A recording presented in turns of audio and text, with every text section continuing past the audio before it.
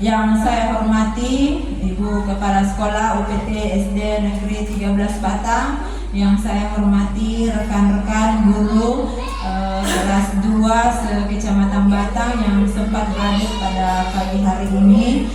Terima kasih saya ucapkan atas kehadiran dan waktunya yang sempat diluangkan pada hari ini. Lupa pula kita kirimkan salawat atas Nabiullah Muhammad SAW yang telah membawa kita dari alam kegelapan menuju alam yang terang benderang. Ibu-ibu, teman-teman, rekan-rekan guru sekalian yang saya hormati, pada pagi hari ini saya akan membawakan materi yaitu aksi nyata diseminasi budaya positif. Pada pertemuan kali ini perlu saya sampaikan bahwa aksi nyata diseminasi budaya positif itu, kenapa kemudian kita berkumpul di tempat ini, saya khususkan untuk kelas 2 se-Kecamatan Batang itu dengan latar belakang bagaimana kemudian budaya-budaya positif ini bisa menyebar di seluruh sekolah-sekolah yang ada di Kecamatan Batang. Tapi dikhususkan dulu untuk kelas 2 karena keterbatasan saya yang keterbatasan tempat, dan sehingga saya mengambil inisiatif untuk kelas 2 saja dulu, yang kemudian bagaimana teman-teman yang lain bisa memaparkan dan menyampaikan ke kelas-kelas lain di sekolahnya sebentar. Baik, yang pertama itu adalah coba diperhatikan, ada 4 poin di sini yang mungkin perlu saya pertanyakan dulu. Selama ini bagaimana strategi pengajaran kita, pembelajaran kita di kelas masing-masing? Apakah ketika kita memberikan pembelajaran ke anak-anak kita, hal ini yang teman-teman lakukan di sekolahnya? Yang pertama itu memberikan hukuman dapat mendisiplinkan siswa. Menurut teman-teman, apakah teman-teman setuju atau tidak ketika memberikan hukuman menurut teman-teman itu dapat mendisiplinkan siswa? Tidak. Siapa yang setuju dengan hukuman mampu mendisiplinkan siswa? Bisa dibantu? Iya. Yang tidak? Oh iya. Baik. Yang kedua, memberikan hadiah meningkatkan prestasi murid. Apakah menurut teman-teman? Setuju. Iya. Yang ketiga, guru harus mampu memberikan solusi untuk setiap siswa yang bermasalah. Apakah teman-teman setuju bahwa tugas kita sebagai seorang guru adalah memberikan solusi ketika kita menemukan anak-anak kita mendapatkan masalah? Yang terakhir, guru berperan sebagai penghukum bagi siswa. Apakah selama ini kita memerankan diri kita sebagai seorang penghukum bagi anak-anak kita? Tidak setuju. Baik, untuk menjawab semua dan sebentar kita akan saya akan memaparkan beberapa materi-materi teori-teori terkait bagaimana kita bersikap sebagai seorang guru, bagaimana kita memposisikan kontrol kita sebagai seorang guru. Ini yang akan menjawab apakah pernyataan ibu-ibu, teman-teman sekalian sesuai dengan teori yang akan kita pelajari.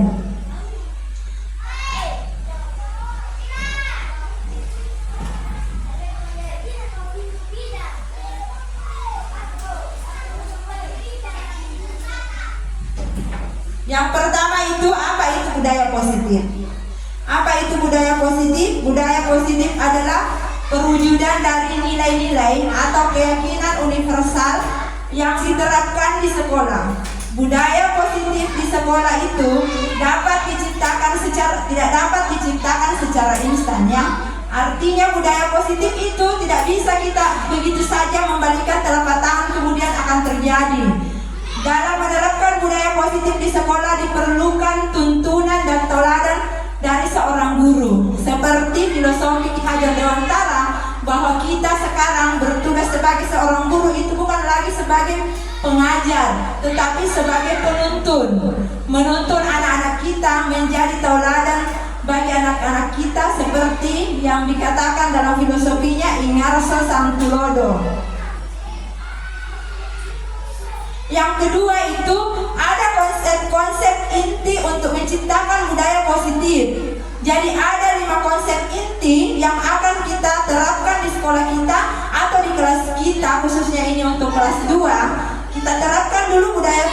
kelas tak masing-masing. Yang pertama itu disiplin positif. Kemudian yang kedua ada motivasi perilaku manusia. Yang ketiga posisi kontrol guru. Posisi kontrol guru. Yang keempat itu keyakinan kelas. Yang kelima ada namanya segitiga restitusi. Sekarang saya mau bertanya dulu, dari kelima konsep-konsep inti ini, adakah di antara teman-teman yang sudah berlakukan di kelasnya masing-masing atau di sekolahnya masing-masing? Ada yang bisa bantu saya menjawab? Kira-kira dari kelima poin ini yang mana yang sudah kita lakukan? Saya mungkin bisa dibantu. Apakah kita sudah memperlakukan disiplin positif di sekolahnya? Melakukan motivasi perilaku manusia? Atau kita sudah memposisikan diri kita sebagai posisi kontrol kita sebagai seorang guru? Di sini ada keyakinan kelas dan segitiga restitusi. Mana yang sudah diberlakukan di kelasnya atau di sekolahnya selama ini? Ada yang bisa bantu menjawab? Silahkan. Kenapa? Motivasi perilaku manusia sudah diberlakukan. Jadi motivasi perilaku manusia itu salah satunya adalah seperti tadi, bahwa pemberian hadiah apakah itu akan memunculkan yang namanya kedisiplinan.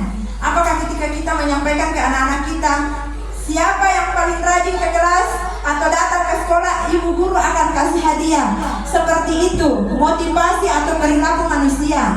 Kemudian kalau motivasi atau perilaku manusia itu maksudnya di sini adalah ketika anak-anak kita melakukan hal-hal yang negatif, itu sebenarnya ada yang memotivasi dalam dirinya. Taruhlah ada anak kita yang suka sekali mencubit temannya, itu yang perlu kita tanyakan ke mereka. Kenapa bisa dicubit temannya, nak? Kenapa Kina? Karena bisa jadi anak yang melakukan sesuatu yang negatif itu ada yang mendasari dalam hatinya, kenapa dia harus melakukan itu. Sama halnya kita, kenapa kita tiap hari taruhlah ketika kita mau datang ke sekolah, ada yang mendasari kita, kenapa kita harus datang pagi-pagi dan kenapa kita juga harus datang terlambat. Itu motivasi ada yang muncul dalam diri. Terkadang juga kita jangan datang cepat-cepat karena begini dan begini. Ada motivasi dalam diri, itu namanya motivasi intrinsik, motivasi yang dari dalam diri kita sendiri. Ada juga namanya motivasi ekstrinsik yang datang dari luar. Misalnya kepala sekolah misalnya, kalau besok kau tidak cepat kau datang di sekolah, kurangi dana bosmu. Berarti kan harus tidak datang cepat. Kurangi nanti dana bosku kepala sekolah deh kalau tidak datang cepat-cepat. Itu artinya kita berperilaku karena ada pengaruh dari orang lain, bukan yang muncul dari dalam diri kita sendiri. Jadi itu motivasi atau perilaku manusia. Jadi ada dua itu, ada intrinsik dan ada ekstrinsik. Kemudian keyakinan kelas. Keyakinan kelas atau keyakinan yang ada di sekolah itu isinya itu berisi ada peraturan, ada keyakinan, kemudian ada nilai-nilai positif yang akan muncul di situ. Insya Allah sebentar kita akan melakukan simulasi bagaimana membuat keyakinan kelas sehingga di dalam kelas tak dulu buat peraturan. Bagaimana kemudian di dalam kelas tak itu bisa muncul budaya-budaya positif. Karena kalau tercipta itu di kelas tak, insya Allah kelas lain juga akan center-center dalam ini. Kenapa itu kelas 2 ya jam sebegini masuk nih. Terus kalau dalam kelasnya tertibnya. Karena kenapa? Kita sendiri yang membangun keyakinan kelas antara guru dengan siswa. Nah, kalau ketika misalnya seorang anak ada yang melanggar, taruhlah kita buat peraturan dilarang buang sampah. Terus ada siswata yang buang sampah sembarangan, dipanggil ke siswata, jangan teriaki, "Woi, kenapa kau buang sampah di situ? Jangan lagi pakai itu." Tapi coba kita panggil, "Nak, coba kita baca peraturan, coba kita baca keyakinan." Saya kira kita sudah sepakat kemarin kalau kita sudah buat kesepakatan dilarang buang sampah atau buang sampah pada tempatnya. Jadi dalam menyusun keyakinan kelas atau peraturan keyakinan kelas itu ada kalimat positif dan ada kalimat negatif. Kalimat positif itu berada di konsep keyakinan kelas. Kalimat negatifnya itu ada di peraturan kelas. Salah satu contohnya tadi dilarang buang sampah, itu kalimat negatif. Itu Itu kita tempatkan di peraturan kelas. Jadi keyakinan kelasnya berisi buanglah sampah pada tempatnya, kalimat positifnya. Kemudian yang keempat yaitu posisi kontrol guru. Posisi kontrol guru itu ada satu sebagai penghukum, yang kedua sebagai merasa bersalah, pembuat perasaan bersalah, kemudian ketiga sebagai teman, yang keempat itu sebagai pemantau, dan yang kelima sebagai manajer. Kemudian ada segitiga restitusi. Nah, ini yang disebut dengan disiplin positif. Disiplin positif adalah proses pendisiplinan terhadap anak tanpa memberikan ancaman. Jadi ingat, proses pendisiplinan terhadap anak tanpa memberikan ancaman atau memberikan hukuman dengan menerapkan disiplin positif. Guru dapat meningkatkan kesadaran siswa dalam membentuk karakter positif dalam menerapkannya. Disiplin positif dapat dibuat melalui kesepakatan antara guru dengan siswa, karena guru ingin membuat siswa terlibat dan bertanggung jawab dalam menjalankan disiplin tersebut. Yang kedua itu motivasi perilaku manusia. Diana Gosen dalam bukunya Restitution School Discipline menyatakan ada 3 motivasi perilaku manusia. Yang pertama, untuk menghindari ketidaknyamanan atau hukuman. Jadi biasa itu siswa karena tidak mau dihukum sehingga dia berbuat sesuai dengan keinginan gurunya, bukan keinginan dari dalam hatinya. Yang kedua, untuk mendapatkan imbalan atau penghargaan dari orang lain. Nah, kadang juga ada guru kalau capek bujuk siswanya lebih janji hadiah, sehingga dia biasa berubah. Tapi itu namanya pengaruh dari luar, pengaruh dari gurunya, bukan yang muncul dari dalam dirinya. Yang ketiga, untuk menjadi orang yang mereka inginkan dan menghargai diri sendiri dengan nilai-nilai yang mereka percaya.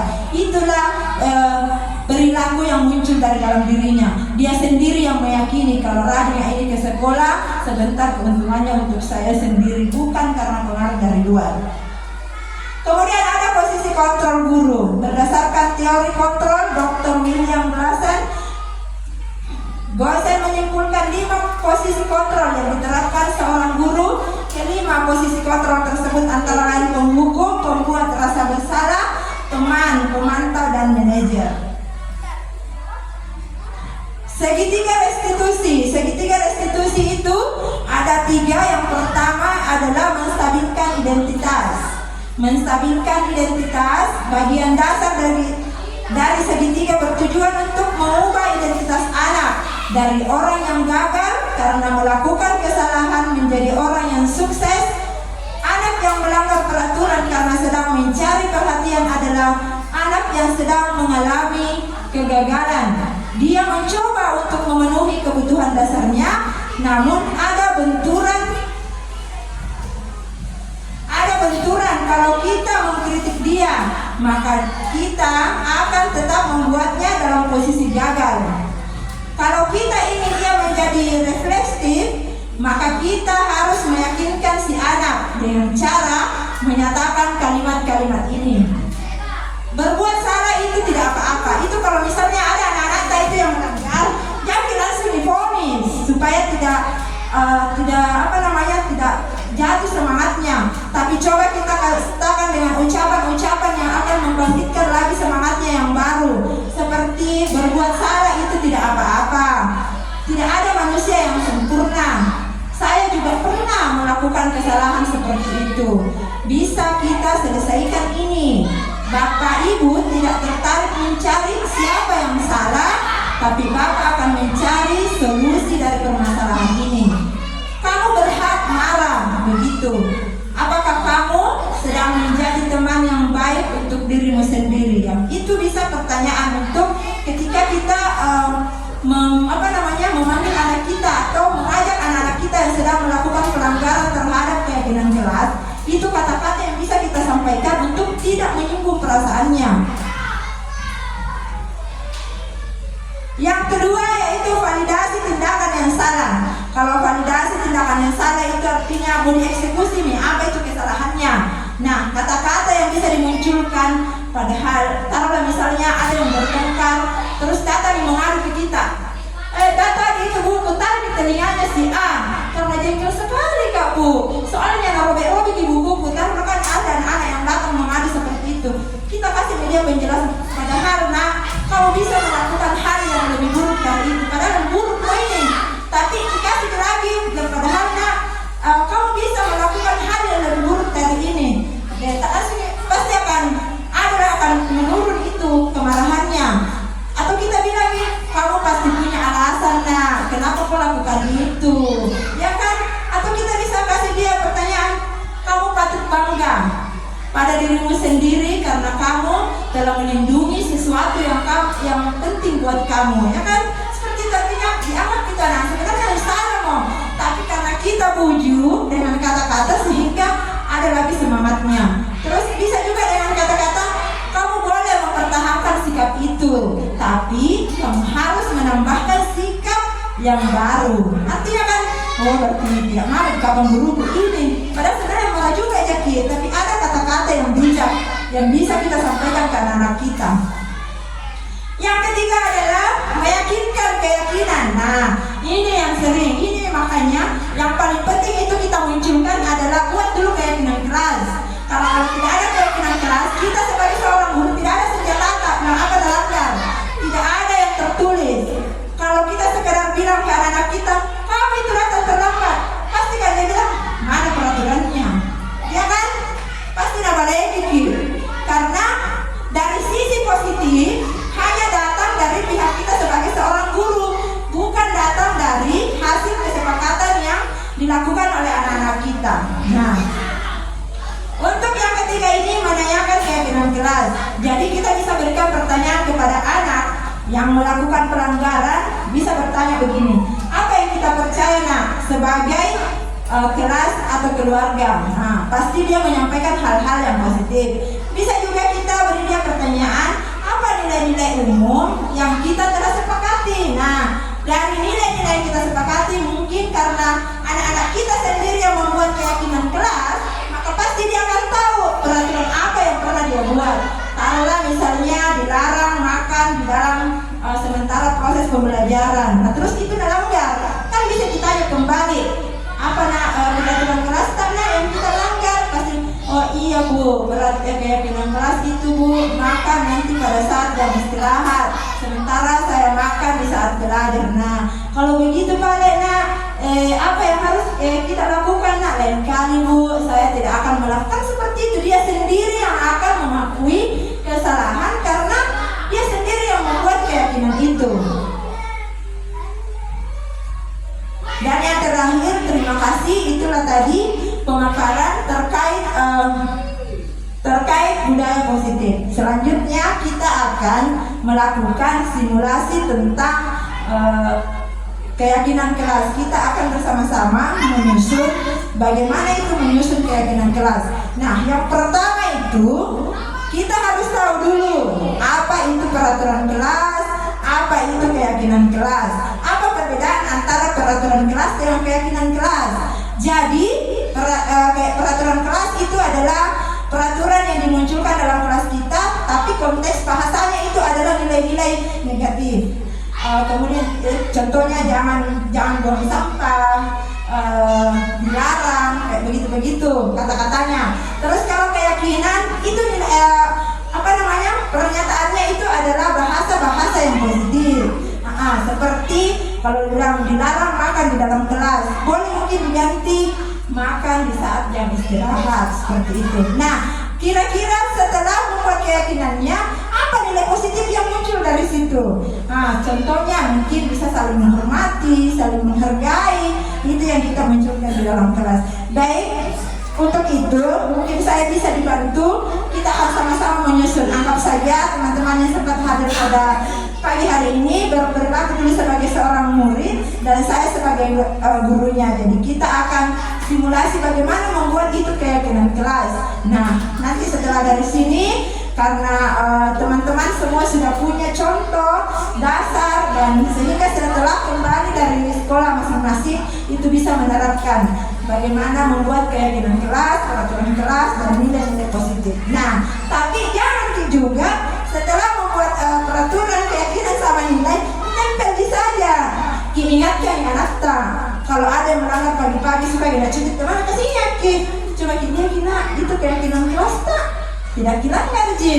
Seperti itu, jangan hanya sekedar ditempel, tapi itulah posisi kita, memposisikan diri kita sebagai posisi kontrol, sebagai seorang manajer, jangan sebagai penghukum. Misalnya dia sudah langgar ke peraturan nomor 1, langsung dihukum, jangan. Tapi kita memposisikan diri kita sebagai seorang manajer. Mungkin kita bisa berdiri, menghadap ke belakang sebentar.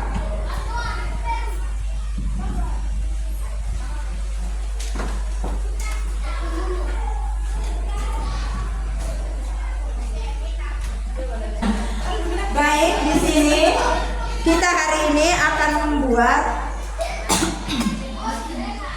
Baik teman-teman, di atas ada kertas karton. Ya, di sini kita hari ini akan simulasi bagaimana menyepakati di dalam prasta itu peraturan kelas dan keyakinan kelas, kemudian nilai-nilai apa yang muncul setelah kita susun peraturan kelasnya, keyakinan kelas, nilai-nilai apa yang kemudian muncul dari apa yang kita buat bersama. Jadi teman-teman memposisikan diri sebagai murid dan saya gurunya. Sekarang bagaimana? Sudah siap? Tadi saya sudah sampaikan ya, kalau kalimat itu mengenai peraturan kelas itu pernyataannya menggunakan kalimat-kalimat negatif. Kemudian keyakinan kelas menggunakan pernyataannya menggunakan kalimat-kalimat positif, ya. Yang kemudian nilai-nilai positifnya apa yang kemungkinan muncul, nilai positif apa yang muncul ketika kita menyepakati. Sekarang ada apa yang bisa membantu saya dulu? Siapa yang kira-kira bisa berdiri? Dituliskan ke sticky note-nya apa peraturan yang akan kita sepakati hari ini, apa keyakinannya, dan apa nilainya. Silahkan. Siapa yang bisa bantu saya ke depan? Ya, silahkan. Ya. Ya, silahkan emang dulu tempel ke. Di tempel di peraturan kelas. Sebentar kita akan memilah mana yang masuk keyakinan kelas, kemudian mana yang masuk peraturan kelas. Iya. Siapa lagi? Mana yang lain? Kita kan di kelas 2. Kalau di kelas 2 itu masih ada siswa kita yang belum bisa menulis dan membaca kan? Nah, tugas kita sebagai seorang guru menanyakan kepada murid kita. Nah, kalau menurut kita itu apa peraturan yang mau kita sepakati di kelas tak? Nah, kalau anak kita sudah sebutkan, silahkan teman-teman membantu murid yang belum bisa membaca dengan menuliskannya di sticky note. Kemudian biarkan anak itu sendiri yang menempel di atas. Ya, silahkan ditempel.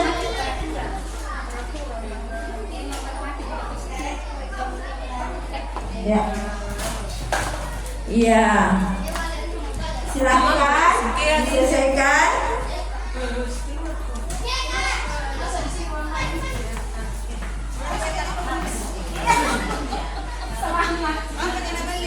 Ganti, ada sejenisnya. Ganti. Ditulis dulu. Ditulis ulang. Ditulis dulu baru saya kembali.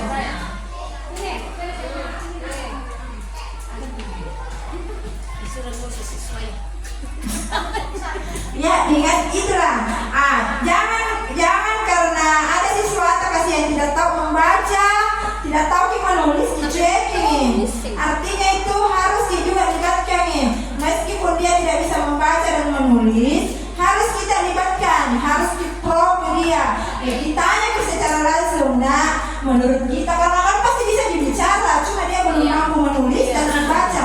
Menurut kita apa peraturan yang bagus itu di kelas tak, supaya nanti kelas tak ini jadi tertib, tidak ribut. Pasti tahu lah kalau dia sudah punya jawaban. Oh iya, kita bantu menuliskan, tapi dia yang kita suruh tempel supaya dia merasa dia juga dibutuhkan di tengah-tengah teman-temannya. Dia tidak merasa dikucilkan. Itu sebenarnya yang paling penting. Peran kita sebagai seorang guru memperhatikan Ya, silahkan. Ya, yang lain sudah semua? Ya, silakan Bu Irma berdiri di depan, bantu saya untuk membacakan mana itu peraturan kelas dan mana keyakinan.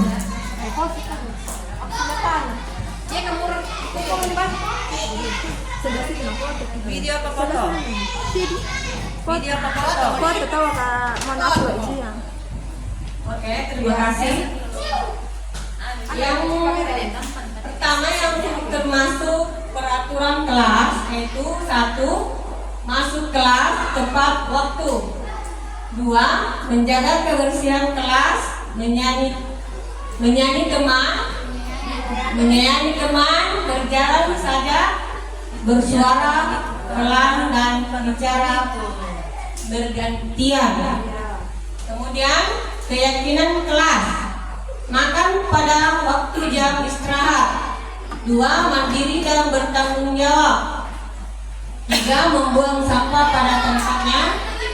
4. Dilarang berbicara atau mengobrol dengan teman pada saat guru menjelaskan pelajaran. Terima kasih. Mungkin bisa dimunculkan nilai-nilai apa yang muncul dari antara peraturan dan keyakinan kelas, nilai apa yang muncul dari keyakinan sama peraturan? Nilai-nilai apa yang Iya, misalnya ini dia peraturan, artinya dia sudah menerapkan di situ, berarti nilai positifnya karena dia disiplin. Iya, disiplin. Iya, Silahkan dibacakan juga. Nilai-nilai positif yaitu mengacungkan tangan dan bergantian berbicara. 2. Disiplin. 3. Menghormati guru dan teman. Baik, terima kasih perwakilan dari UPT 11 Batang. Kalau kita sudah mendengar tadi apa yang sudah dipaparkan, menurut teman-teman semua, apakah sudah betul penempatannya atau masih perlu disempurnakan? Seperti mengacungkan tangan, bergantian berbicara, apakah itu masuk nilai atau keyakinan? Dia masuk keyakinan itu. Ya, kalau itu silahkan mau dipindahkan ke keyakinan itu, mengacungkan tangan, bergantian berbicara, Rabe. Ya, ada juga masih kurang di sini. Ada yang masih perlu. Iya, di keyakinan itu semestinya dia masuk peraturan kelas. Yang mana, Bu? Ada tadi saya dengar itu dibaca Ibu. Ada tadi ada buang sampah apa? Oh, buang sampah. Iya, semestinya dia masuk peraturan kelas. Kalau bagaimana yang lain menurutnya buang sampah pada tempatnya? Dia masuk di keyakinan kelas. Iya, Karena dia nilai positif. iya, pernyataan positif. Coba cek di peraturan kelas, Bu. Apakah sudah sesuai peraturan kelasnya? Masuk kelas tepat waktu. Pernyataan positif atau negatif? Positif itu Bu, cuman dia masuk kategori peraturan. Kenapa? Karena kan ceritanya ada waktu yang ditentukan. Misalnya jam 7.15 itu kan masuk aturan. Seperti itu kalau saya. Iya, yang lain bagaimana? Kan tadi menjelaskan bahwasanya Assalamualaikum warahmatullahi wabarakatuh. Terima kasih atas kesempatan untuk diberikan mengenai tentang penjelasan tadi bahwa ada beberapa kategori bahwa nilai positif peraturan kelas dan keyakinan. Nah, tadi yang sempat dijelaskan kepada Ibu pembawa materi bahwa di keyakinan kelas itu akan ada dua di dalamnya, bahwa ada yang bernilai positif dan ada yang bernilai negatif. Nah, yang sudah dijelaskan tadi bahwa yang bernilai positif itu salah satu contohnya dalam ruangan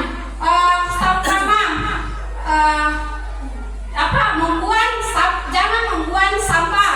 Nah, itu berarti nilai negatif. Untuk nilai positifnya membuang sampah pada tempatnya. Nah, itu salah satu contoh dari keyakinan kelas. Mungkin sampai disitulah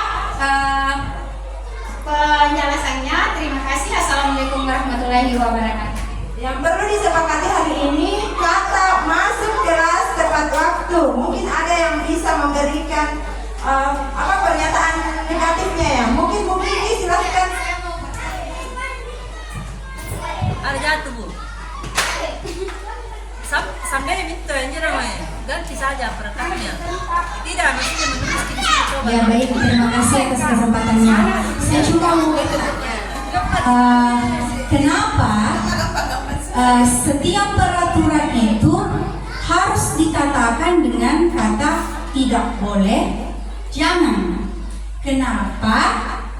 Tidak langsung saja dibilang buanglah sampah pada tempatnya.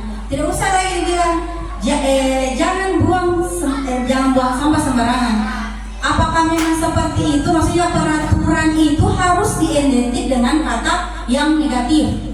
Seperti itu pertanyaan saya. Karena selama ini ketika saya membuat peraturan kelas, saya tidak pernah menggunakan kata tidak, jangan. Saya selalu memberikan langsung dengan kata-kata positif setiap peraturan yang saya buat. Contohnya, jangan berlari-lari dalam ruangan. Itu kan kata negatif yang bisa dibilang, bisa saja langsung saja kita katakan berjalan saja. Toh? Terus yang kedua, jangan ribut. Padahal bisa saja langsung saja kita bilang bersuara pelan. Terus jangan suka pukul kita mantap.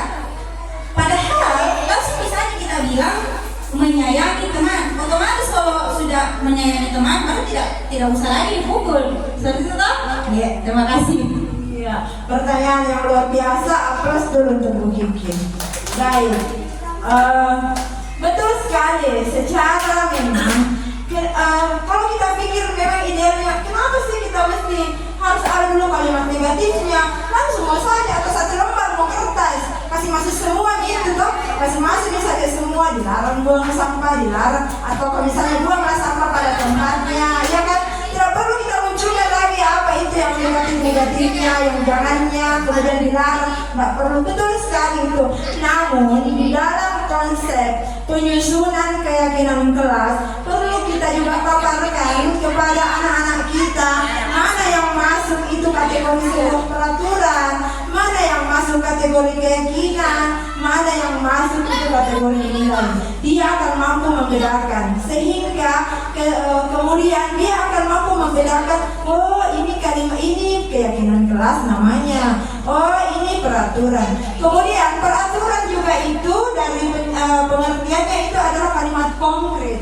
Kalimat konkret yang mungkin di situ ada memang penegasan. Ada penegasan, kalau sebuah penegasan itu kan akan muncul sebuah hukuman atau konsekuensi, sehingga kita akan menurunkan peraturan kelas ke keyakinan kelas. Padahal masih itu disebenarnya, karena kayak tadi dilarang buang sampah, naik menjadi keyakinan buanglah sampah pada tempatnya. Sebenarnya tujuannya sama, tapi kita mencoba mengajarkan, mendeskripsikan itu ke anak-anak kita seperti ini konteksnya. Kalau dia peraturan, ini keyakinan dan ada nilai.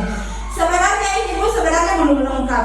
Kalau di dalam kelas itu kita ini akan munculkan semua ada program kerjanya di dalam kelas tak. Kalau misalnya disiplin, apa kira-kira mau kerja anak-anak untuk menunjukkan disiplin? Datang jam berapa dimunculkan di situ nanti di aksinya. Datang jam 7. Kemudian berbaris sebelum masuk kelas, berdoa sebelum belajar. Itu yang masuk perilakunya nih. Telah ada nilai masuk ke perilaku siswa. Itu perilaku yang kita sepakati bersama-sama anak-anak. Jadi itu yang akan dilakukan setiap hari yang menjadi pembiasaan. Ada yang namanya tidak abstrak, ada yang namanya tidak terlihat, ada yang terlihat. Yang terlihat itu misalnya berdoa sebelum belajar, berdoa sebelum makan. Misalnya mau makan bersama-sama siswa pada saat dia istirahat, kan bisa kita juga lakukan itu. Berdoa sebelum makan, mungkin kita bisa suruh bawa anak-anak makanan dari rumahnya, bisa makan bersama di dalam kelas, kemudian mengajarkan bagaimana dia menjaga kebersihan setelah dia makan. Seperti itu. Jadi kita sendiri yang membuat itu apa yang harus dilakukan anak-anak kita di kelas dulu. Berbaris sebelum masuk, memberi salam pada guru sebelum datang, seperti itu. Jadi setelah ini, setelah peraturan, kemudian keyakinan, ada nilai-nilai. Jadi ada lagi kayak program kerjanya itu anak-anak di kelas. Jadi kan tahu, oh, setiap hari saya harus datang jam 7. Sebelum saya masuk kelas, berbaris dulu, periksa buku, sepatu, topi, dasi, itu untuk menciptakan kedisiplinan. Kalau kita tidak periksa,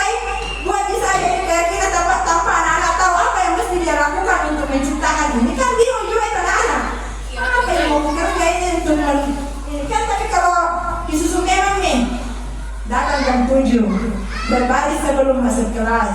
Sebelum masuk kelas, periksa kuku, gigi, topi, dasi, sepatu. Biasa kan anak-anak itu tidak pakai sepatu ke sekolah.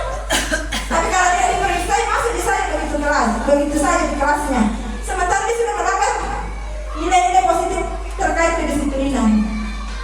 Nah, kalau muncul kita tahu itu anak-anak kan, oh ini saya pekerjaan itu setiap hari di kelas 2 misalnya.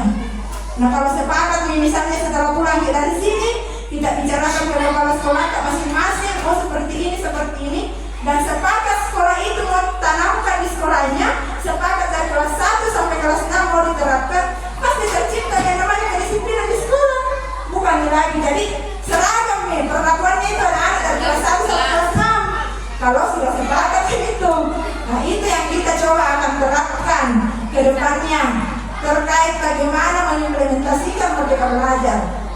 Saya kira itu. Baik, saya kira itu kelas untuk kita semua. Tepuk tangan yang meriah untuk ini, untuk kegiatan kita. Simulasi terkait tentang peraturan, keyakinan dan penyusunan nilai-nilai positif di dalam kelas kita masing-masing.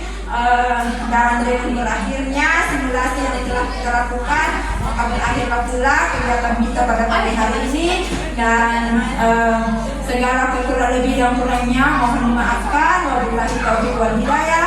Wassalamualaikum warahmatullahi wabarakatuh.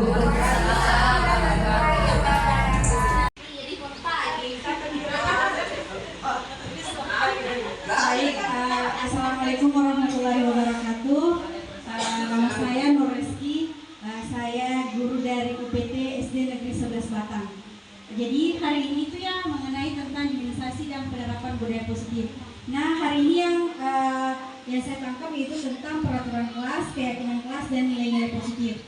Jadi alhamdulillah hari ini saya mendapatkan pencerahan tentang bedanya peraturan dan keyakinan. Yang selama ini kita sebagai guru itu hanya tentang kesepakatan dalam kelas. Saya pribadi di dalam kelas itu hanya mempunyai kesepakatan kelas yang harus dipatuhi oleh anak-anak. Nah ternyata antara peraturan kelas, keyakinan kelas dan kesepakatan kelas itu ternyata berbeda. Ya, dan terima kasih banyak untuk pemateri. Terakhir mungkin perwakilan dari UPT SD Negeri 5 Batang. Sekolah Penggerak.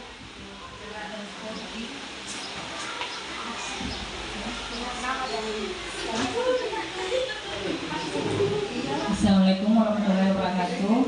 Nama saya Bauti Suranti SPD, guru dari UPT SDN 5 Batang. Dengan workshop diseminasi dan penerapan budaya positif oleh Ibu Suryani SPD SD, saya sangat senang sekali dengan kegiatan ini karena menambah wawasan saya tentang bagaimana cara mendisiplinkan siswa dengan cara metode menjadi seorang manajer. Di samping itu juga dengan kegiatan ini saya dapat mengetahui